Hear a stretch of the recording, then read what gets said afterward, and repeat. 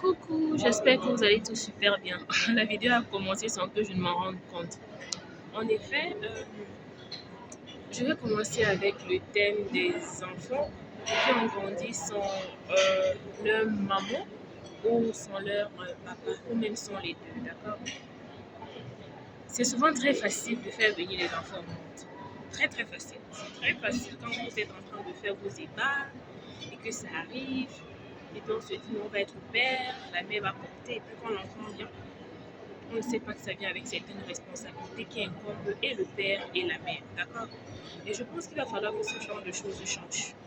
Avant de vous lancer dans les ébats sans vous protéger ou même de dire que vous voulez un enfant, il va falloir que vous réfléchissiez franchement bien à ce que vous êtes en train de faire, les deux partenaires. Parce que faire venir un enfant dans ce monde déjà plein de hauts et de bas, je vous assure, il faut être capable de savoir déjà ce qui, euh, ce que ça veut dire d'être parent, d'être père ou d'être mère. C'est pas juste faire venir des enfants au monde, non. Ça vient avec beaucoup de responsabilités, beaucoup de responsabilités non seulement financières, émotionnelles, physiques, émotionnelles, spirituelles aussi. Parce que oui, vos enfants, en fait, sont sous votre couverture spirituelle. Ça, il faut franchement préciser parce que beaucoup de personnes croient que c'est un jeu d'enfant. Oui, même les enfants donnent naissance aux enfants. Donc, pour vous dire vrai, pour un enfant, il sera toujours mieux pour lui d'avoir et son père et sa mère. C'est super important pour les deux enfants. C'est vraiment écœurant de voir dans notre société aujourd'hui que oui, les parents sont certes ensemble pour un certain temps et après, quand ça ne va plus et qu'il va falloir qu'ils se séparent, ils mêlent leur enfant à l'intérieur. Ça devient franchement de la débandade et les enfants en payent le prix fort. Quand vous il y a deux adultes et qu'il y a un enfant au milieu, écoutez, ce n'est que vous qui comptez. Il faut bien faire les choses pour le bien-être de cet enfant-là ou de ces enfants-là. D'accord? Cela veut dire qu'à un certain moment, vous devez mettre la priorité. C'est quoi la priorité? On comprend que vous ne pouvez plus avoir confiance en vous. On comprend que vous ne pouvez plus être ensemble. On comprend que ça ne va vraiment pas. On comprend beaucoup de choses. Mais ce qui est incompréhensible, c'est le fait que vous, les deux parents, vous êtes responsables de ces enfants ou des enfants. Et que vous ne parvenez pas à venir à une solution propice pour le bien-être et l'éducation et l'accompagnement de votre enfant. Ça, c'est ce qui est incompréhensible. Tellement on se perd dans les émotions, on se perd dans la haine, dans la rage qu'on a entre partenaires, qu'on oublie qu'au milieu, il y a une innocent qui n'a pas demandé à être là, à être au milieu de toute cette connerie, de tout ce qu'on est en train de faire. D'accord? Et puis ça engendre des conséquences franchement néfastes et nocives pour nos enfants.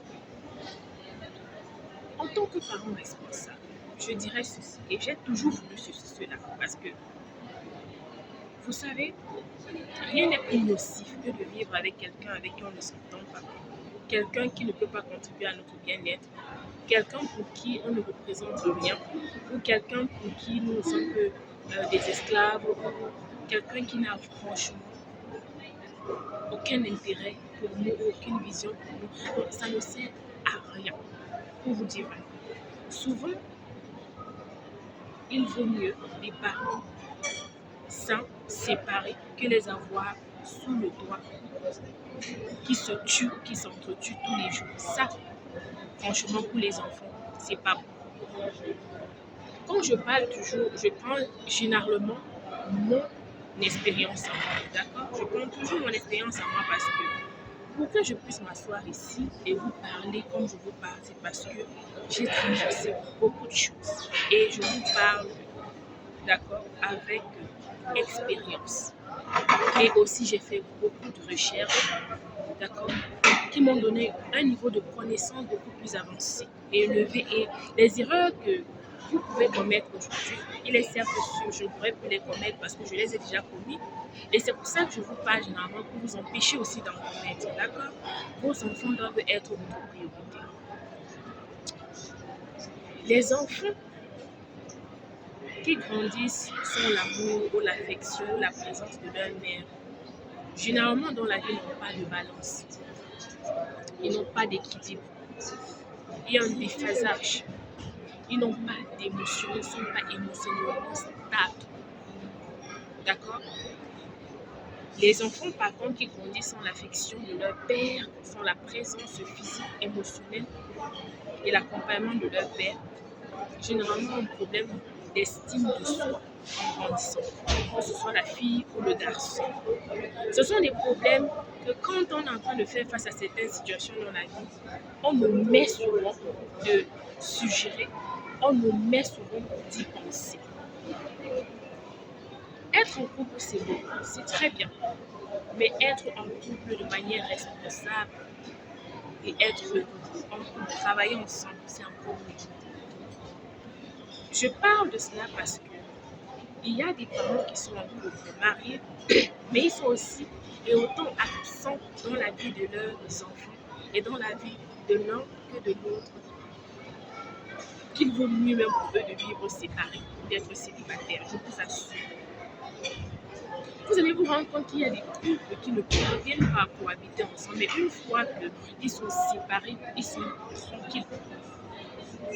Vous pensez que cohabiter ou vivre ensemble, c'est juste une histoire de...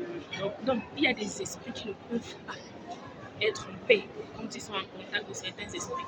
Nous, on marche comme ça, on se dit qu'on marche seulement, nous sommes des gens, on avance. Non, on ne marche pas seulement. Quand on marche, on porte des énergies en nous, des esprits, on porte beaucoup de choses en nous. C'est ça, en effet, qui est la vérité.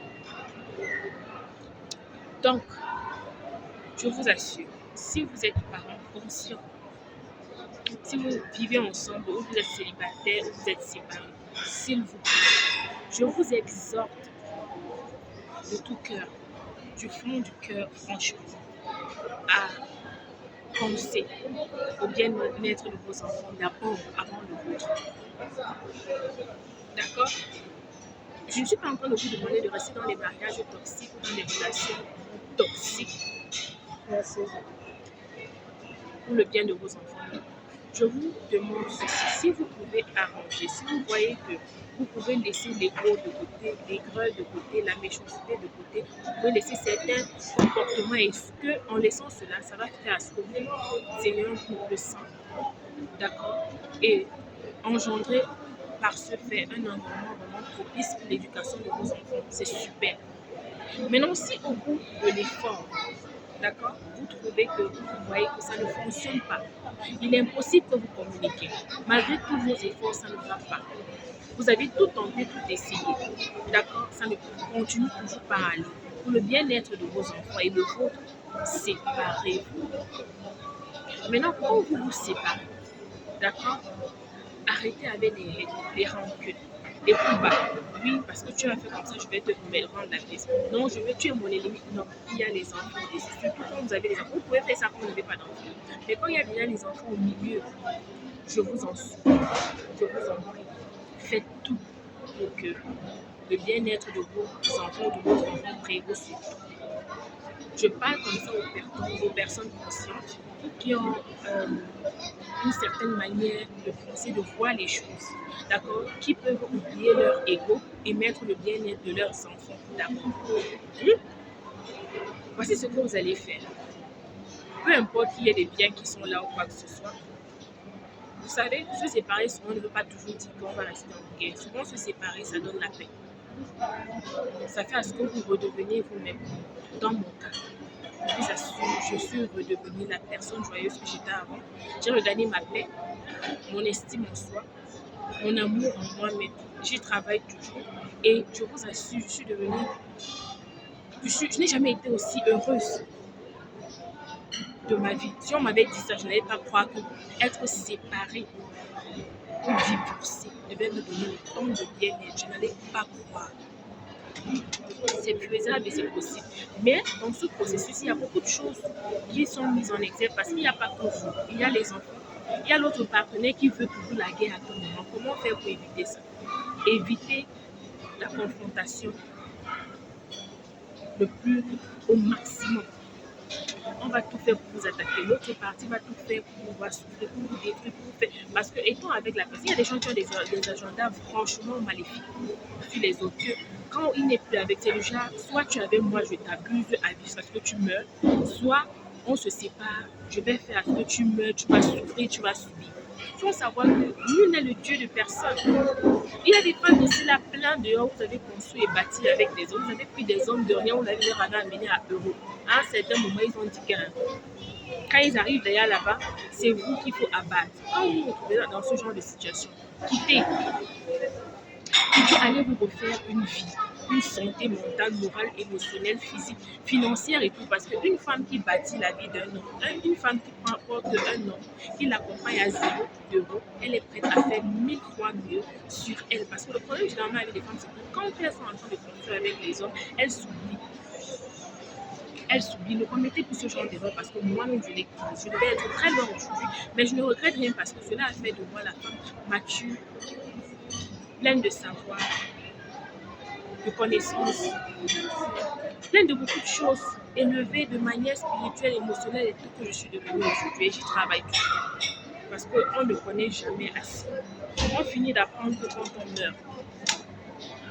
Pour vous dire ceci, se séparer pour sa paix, pour le bien-être et tout, c'est une bonne chose. Mais se séparer encore en pensant au bien-être de vos enfants, c'est bien. Il y a des moments où j'ai évité les affronts parce que j'étais devenue tellement réactive que la personne connaissait pourquoi toucher pour que je réagisse. Je me suis coupée complètement à tout sentiment, tout ce que cette personne pouvait faire pour m'activer. J'ai tué toutes ces émotions. En fait, j'ai tué la personne dans mon être, dans ma tête, dans mon cœur, dans tout. Pour avoir la paix, pour le bien-être de mes enfants, pour le bien-être à moi. C'est possible de le faire. Quand on parle, comment vont les enfants vont bien? Est-ce que tu es disponible pour les enfants? Ça s'arrête là. Il ne faut pas donner la possibilité à certaines personnes de continuer à empoisonner votre vie, même quand vous n'êtes plus ensemble. Et moi, je dis toujours, on peut se séparer. Les enfants peuvent avoir la possibilité d'avoir leur père et leur mère sans pour autant trop souffrir. Oui, c'est possible. C'est possible. Soyez présents dans la vie de vos enfants. Je vous assure, comme j'ai dit dans la courte vidéo en semaine, j'ai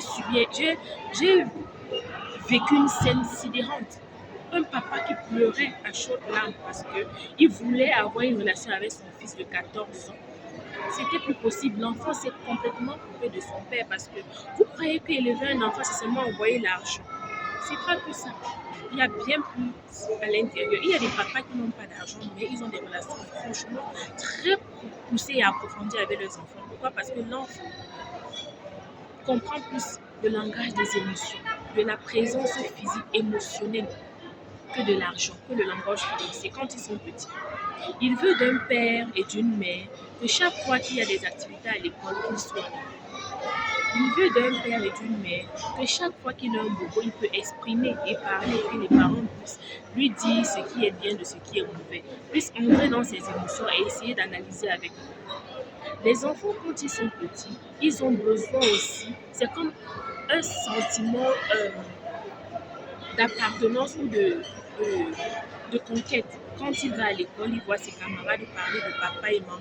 Quand il y a les événements, ils se font des petites concurrences. Tu as vu mon père, tu as vu ma mère. Ses enfants, ses amis lui disent que oh, ta mère est belle, oh, ton papa est ceci. C'est ce que les enfants, ils s'attachent plus à ça. À ces histoires que non, tu peux mettre ton enfant dans l'école la plus chère du monde. Ça n'a pas d'importance pour lui. Tu peux acheter le cadeau le plus cher au monde, tu donnes à tes enfants quand ils sont encore petits. Ce n'est pas plus important qu'être là à Noël avec nous. Tu peux mettre ton enfant au petit soin financier, il ne manque de rien. Ce n'est pas plus important que 3 ou 2 ou 5 minutes, 3 à 4 fois par semaine sur FaceTime, Facebook ou peut-être sur appel vidéo, tu vas lui demander comment tu vas, comment était ta journée. Tu as mangé, qu'est-ce que tu as mangé? À l'école, c'était comment? Je vous assure. Vous avez été équilibré quand vous avez grandi parce que vous avez eu votre père et votre mère. Ceux qui n'ont pas eu de cet équilibre, vous connaissez déjà ce que ça fait. Une comme moi, mon papa était décédé, j'étais encore très petite, mais j'avais vu ce que c'est un père et une mère s'aimer. j'ai connu l'amour de mon père et l'amour de ma mère. Il m'avait déjà donné la base de ce que c'est une famille. Maintenant, en grandissant, quand papa est décédé, maman a continué, mais ce n'était pas comme si papa était. D'accord? Ce qui fait que ça crée un certain problème d'estime en soi. Toutes les filles, tous les hommes qui ont grandi sans leur père à côté vont vous parler de problèmes d'estime en soi. Ce qui nous rend souvent très vulnérables et souvent très manipulables. Oui, parce que tu doutes de toi. Tu as tout genre de capacité, tout genre de potentiel, mais quelqu'un peut venir te faire douter de toi alors que tu as tout pour avancer seul et réussir. Mais parce que tu as ce problème d'estime de soi, d'accord, tu peux être la plus belle fille du monde, mais quelqu'un va venir te tourner ça et te faire comprendre que tu es la plus belle et tu vas prendre ça. Pas parce que tu es laide, mais parce que en grandissant, tu n'as pas eu cette estime en soi. Vous comprenez maintenant? Donc c'est crucial pour qu'un père et une mère soient présents dans la vie de leur enfant. Il y a aussi des enfants qui ont grandi sans l'affection de leur mère. Je vous assure, ils n'ont pas d'équilibre, ils n'ont pas de balance dans la vie, ils n'ont pas d'émotion. Vous allez voir un homme ou une femme qui grandit. Ils traitent les autres comme si c'était des chiens, des animaux. Pourquoi? Parce que quand ils grandissaient, maman n'a jamais été là pour partager les émotions avec eux. Quand ils pleurent, maman n'est pas là pour essuyer ses larmes. Quand il y a quelque chose qui ne va pas, maman n'est pas là pour entrer dans ses émotions, lui faire comprendre que quand tu te sens comme ça, là, ça veut dire ceci. Il n'y a pas eu ça. Maman non plus n'a jamais eu le temps de cultiver ou de travailler une certaine relation avec lui, qu'elle soit à distance, et puis elle appelle au téléphone ou alors, je ne sais pas. S'il vous plaît, ne faites plus ce genre d'erreur. Soyez présents dans la vie de vos enfants. C'est vital pour eux. Moi, je vous parle parce que jusqu'à présent, peu importe ce que j'ai traversé, la douleur, déjà, quand vous avez cette douleur-là, ce mal-être que tellement vous êtes conscient du fait que papa vous a aimé, maman vous a aimé, qu'après papa est parti, vous vous en dites. Il y a cette douleur qui fait à ce que moi, dans mon cas, tellement mon père était l'exemple de l'homme que je voulais avoir dans ma vie, parce que j'ai vu comment mon papa traitait sa femme et nous traitait à la maison que j'ai dit. C'est un homme comme papa que je voulais épouser. C'était là. Je ne me suis pas mariée parce que j'étais amoureuse. Parce que j'avais un sens de la famille qui était tellement poussé que je croyais avoir retrouvé quelqu'un qui va d'abord être mon père, mon ami, mon frère, avant d'être mon époux. Par contre, j'avais en face de moi quelqu'un qui souffrait du traumatisme du trouble de la personnalité narcissique, qui avait besoin exactement de quelqu'un qui a le problème comme moi là pour pouvoir assouvir sa perversion. Et tant que je ne trouvais pas ce problème pour trouver la solution, je devrais continuer à appeler les mêmes styles de personnes dans ma vie.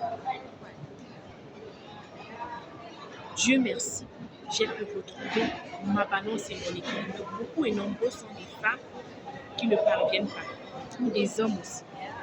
Donc, en conclusion, je dirais ceci. Il va falloir que nous prenions nos responsabilités en main. Divorcer, franchement, il faut bien y penser. Essayer tout moyen avant de divorcer ou de se séparer parce que c'est super important. Je n'encourage pas les femmes qui restent dans les foyers pour le bien des enfants et passent le temps à s'entretuer, à se taper, à vivre des vies franchement dérisoires dans la maison et à montrer un exemple qui n'est pas du tout à suivre à leurs enfants et que ces enfants finissent par être des pervers narcissiques, des malades, des psychopathes qui n'ont rien vu de bon dans leur vie venant de leurs parents et trouvent que c'est ça qui est normal et reproduisent la même chose dans la société. Et puis les enfants des gens en souffrent. Parce que moi-même, j'ai souffert de ça. Cette personne que j'avais, c'était justement le résultat de ce genre de choses. Que tu es dans un foyer où ça ne va pas. L'homme et la femme, ça ne va pas. Tu es abusé de toutes les manières. Mais tu restes parce que tu dis que tu restes pour les enfants. Tu restes parce que non, vous avez déjà acheté la maison, vous avez déjà, tu ne veux pas tout laisser. En restant, tu continues à subir. Toi-même, tu te transformes, tu deviens quelque chose. Et après, c'est ça qui devient normal pour l'autre enfant. Quand il grandit, ni le père ni la mère ne peuvent dire à l'enfant que ce que tu fais est mauvais parce qu'ils n'ont pas de pied, ils n'ont pas de balance, ils n'ont pas d'équilibre pour dire cela à leur enfant. Parce que le même enfant va leur poser la question que mais vous me dites aujourd'hui que ceci n'est pas normal alors que c'est ce que vous m'avez montré toute ma vie, ça ce que je deviens adulte. Comment est-ce que toi, en tant que parents, ce genre de parents, surtout que c'est très difficile pour nos parents d'entendre là, de reconnaître leurs torts, de reconnaître leurs erreurs. Vous savez ça. Donc, ce qui fait que c'est grave. Ne commettez plus les mêmes erreurs. Passez seulement 5 ou 3 minutes, 3 fois par semaine, ou alors 2 fois par semaine avec vos enfants, que ce soit au téléphone, par appel, et faites des vidéos que l'enfant doit voir votre visage, qu'il soit petit, qu'il soit bébé ou pas. C'est important. Et aux mamans, les mamans ont souvent un problème où les hommes, quand ils sont séparés, c'est qu'ils ne veulent pas donner l'accès aux parents, à l'autre parent, de voir l'enfant. Moi, je ne comprends pas ça. Même s'ils ne rationnent pas, même s'ils ne donnent rien, même s'ils ne contribuent rien, il n'y a pas de souci. Faites-le pour le bien de votre enfant. Ça va donner un certain équilibre, une certaine balance à votre enfant, ou à votre fille, ou à votre fils. Laissez l'enfant la capacité lui-même de voir, d'analyser, de découvrir. Croyez-moi, les enfants ne sont pas aussi naïfs ou bêtes ou idiots comme vous pensez, non. Ils voient tout. Si je vous dis des choses que ma petite fille de seulement 5 ans me raconte ou me parle, je vous assure, allez croire que c'est la magie. Ils sont conscients de tout ce qui se passe. Même quand tu mens, l'enfant sait que maman parle comme ça parce qu'elle veut comprendre, mais mon père n'est pas ça. Ils savent, les enfants savent lire les émotions, ils savent lire à travers les livres. Je vous assure, tu vas au tribunal comme ça, là, tu t'assois. Les parents vont te dire qu'ils n'ont jamais discuté devant les enfants. Ils n'ont jamais manifesté le fait qu'ils peuvent être en conflit devant les enfants. Mais quand tu portes l'enfant là, l'enfant te raconte ce qui se passe. Tu t'assois, tu demandes si l'enfant est médium. Non. Les enfants lisent plus les émotions que nous les adultes. Arrêtons de croire que ces enfants-là sont aussi naïfs. J'ai dit aussi aux parents, femmes comme hommes, arrêtez de manipuler vos enfants. Si c'est fini avec le père ou avec la mère, avancez avec votre vie. Arrêtez de vouloir utiliser vos enfants pour vos biens. Non, il faut dire à ta mère que non, elle rentre à la maison. Non, il faut dire à ton père que non, qu'il laisse sa femme là pour être avec moi. Non, il faut dire arrêtez ça. Les histoires de grandes personnes ne concernent pas les enfants. Laissez vos enfants le temps de grandir comme il se faut et comme il se doit. Pourquoi voulez-vous prendre vos responsabilités et mettre sur vos enfants et leur pousser comme des pions? Ne faites plus ça parce que vous êtes en train de construire des enfants qui n'auront pas de vision propre à eux. Ils vont grandir dans l'art de la manipulation, du mensonge et tout. Pourquoi? Parce que c'est ce que vous êtes en train de leur montrer aujourd'hui. Il ne faut plus faire ça. Et souvent, quand vos enfants viennent avec certaines choses, les enfants, c'est ça être un enfant. Il y a les enfants qui montent, surtout à partir de 5-6 ans, ils vont te raconter les histoires. Les enfants peuvent comprendre que papa et maman ne sont plus ensemble et papa veut entendre les choses mauvaises que maman fait. Maman veut entendre les choses négatives que papa fait. Ils vont vous servir exactement. C'est quand ils vont vous servir ça.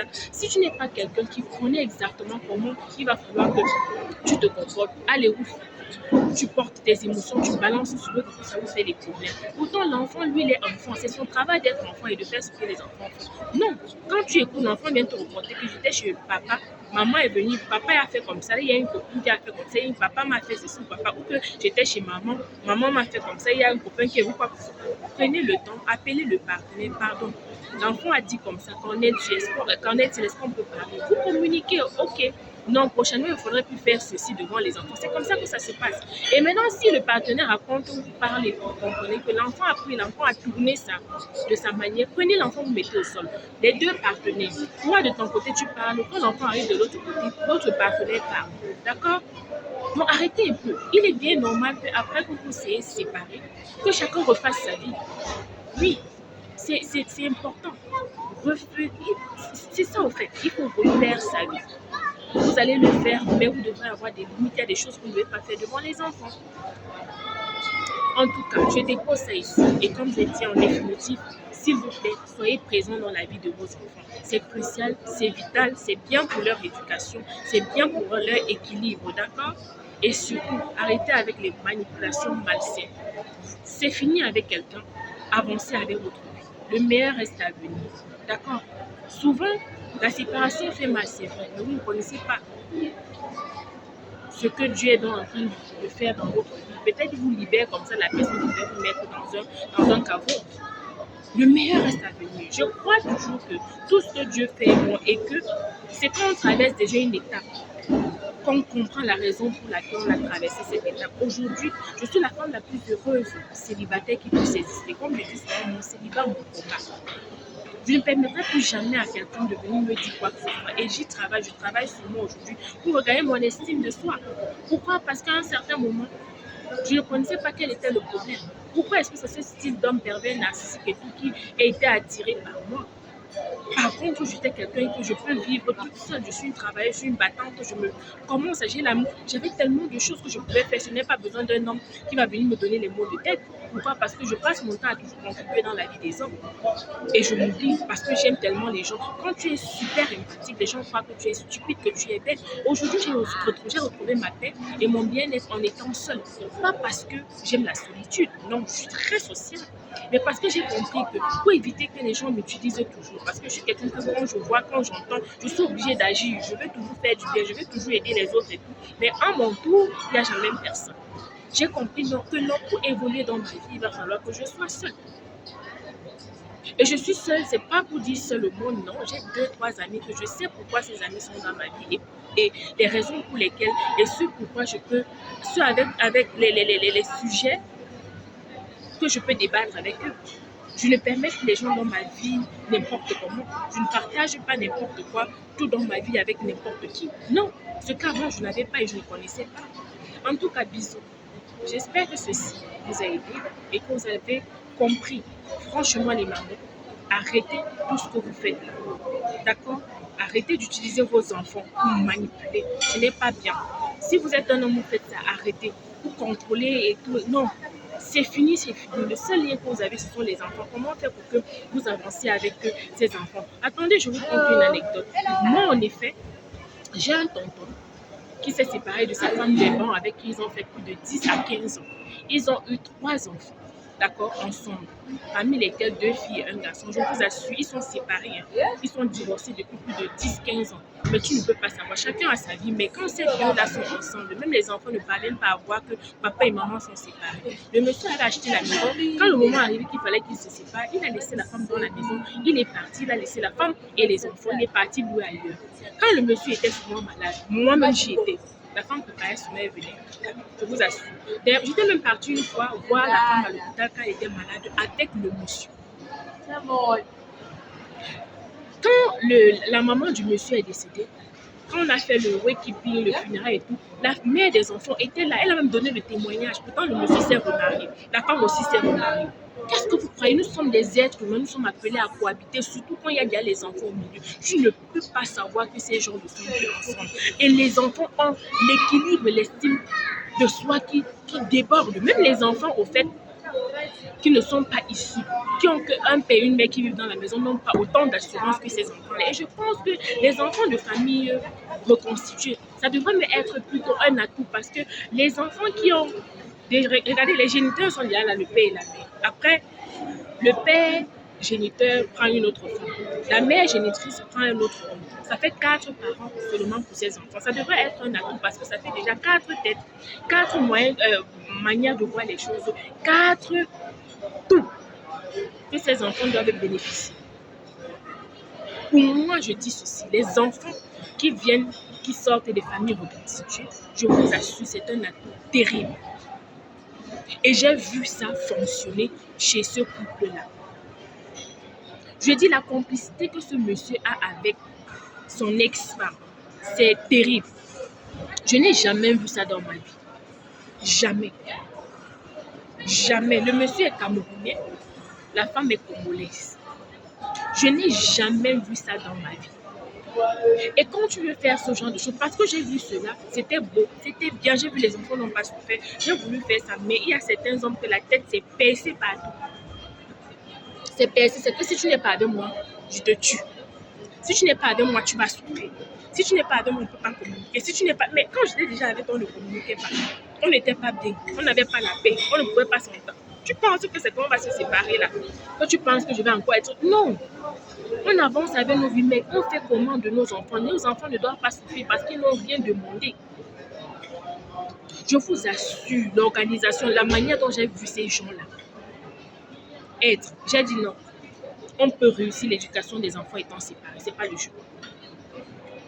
Et les enfants sont heureux. Quand je parle avec ces enfants-là, mon Dieu, le père adoptif leur a mis dans certains jeux et tout avec la cour. J'ai dit que je n'ai jamais vu ça. Pas les histoires que tu vois souvent dans les trucs de Waman. On dit que, oh, c'est que non, il tape encore Kanda avec l'ex. C'est que non, elle n'a pas encore oublié l'ex. C'est que ça, c'est pour les gens qui n'ont pas de cervelle. On ne retourne pas dans ses vomis.